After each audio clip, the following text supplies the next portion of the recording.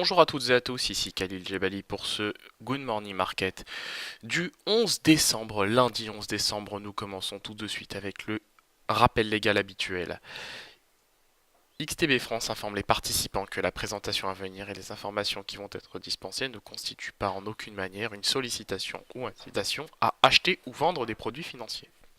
Et voilà, nous commençons tout de suite avec le calendrier économique de ce lundi 11 décembre et vous le voyez, très peu de statistiques nous nous intéresserons à très peu de statistiques économiques aujourd'hui.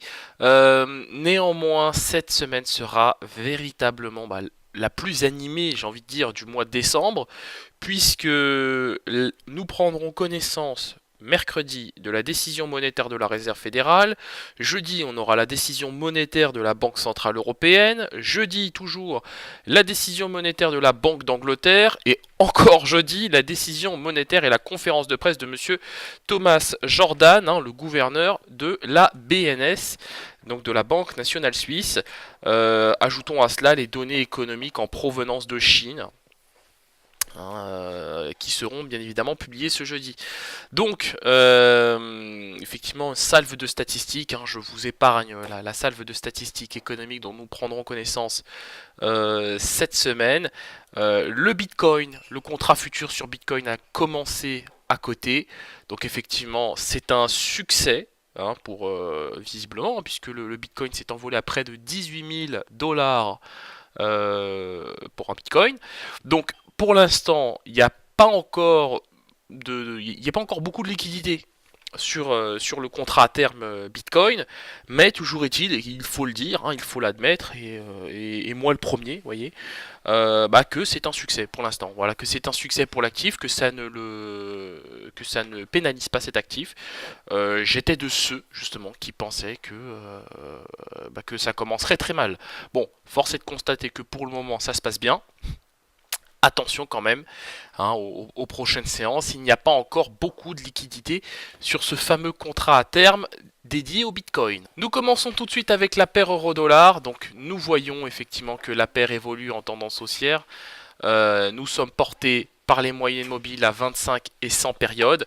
Évidemment, nous l'avons vu, le rapport des NFP qui a fait état de 228 000 créations de postes d'emploi au mois de novembre, aurait dû effectivement favoriser le dollar contre l'euro, et c'est évidemment le contraire qui s'est produit en raison de la petite déception qu'on a eue sur l'inflation salariale. Encore une fois, cette inflation salariale qui pénalise, mais au-delà de ça, je suis quand même assez déçu du mouvement de la vol qu'on a eu sur l'eurodoll avec la publication des NFP. Pour tout vous dire, je m'attendais quand même à un peu plus d'activité sur cet actif. Que de visiter le niveau des 1,1725 et de repartir sur les 1,1785. Bon, moi j'ai connu effectivement, j'ai connu des mouvements d'amplitude beaucoup plus importants, quoi, tout simplement. Je me souviens, il y a encore même pas un an de ça, on avait des mouvements d'au moins une figure sur l'eurodoll après la publication des NFP. Donc on peut quelque part être un peu déçu de cette absence de vol sur la paire Eurodoll. Donc c'est presque comme s'il n'y avait rien eu, tout simplement. Donc, passer ce discours sur la paire euro-dollar cette semaine, j'ai un biais vendeur.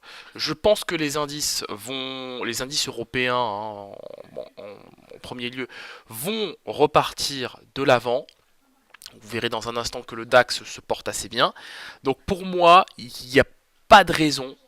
Je pense qu'on va dans un premier temps sur l'eurodoll, à très court terme évidemment, visiter le niveau des 1,18 dollars pour 1 euro, et qu'après on va effectivement reshorter cet actif en direction, pourquoi pas, des 1,1720. Donc moi c'est véritablement le niveau que je vise sur cet actif. Donc là on a on a un très bon potentiel de gain sur l'actif. Donc j'y crois. Je pense qu'on va faire les 1,18 et qu'ensuite on va commencer à shorter à partir de ce niveau. Donc short 1,18, target 1,1720. Et je vous publierai un signal évidemment tout à l'heure sur TradeBit. Voilà. Ou plutôt sur le nouveau site xtv.fr. Voilà, on se quitte sur cette note. On se retrouve comme d'habitude avec moi à 12h30 aujourd'hui pour notre live trading de mi-séance et à 15h15 avec Dorian pour son live trading. Merci à vous et à tout à l'heure.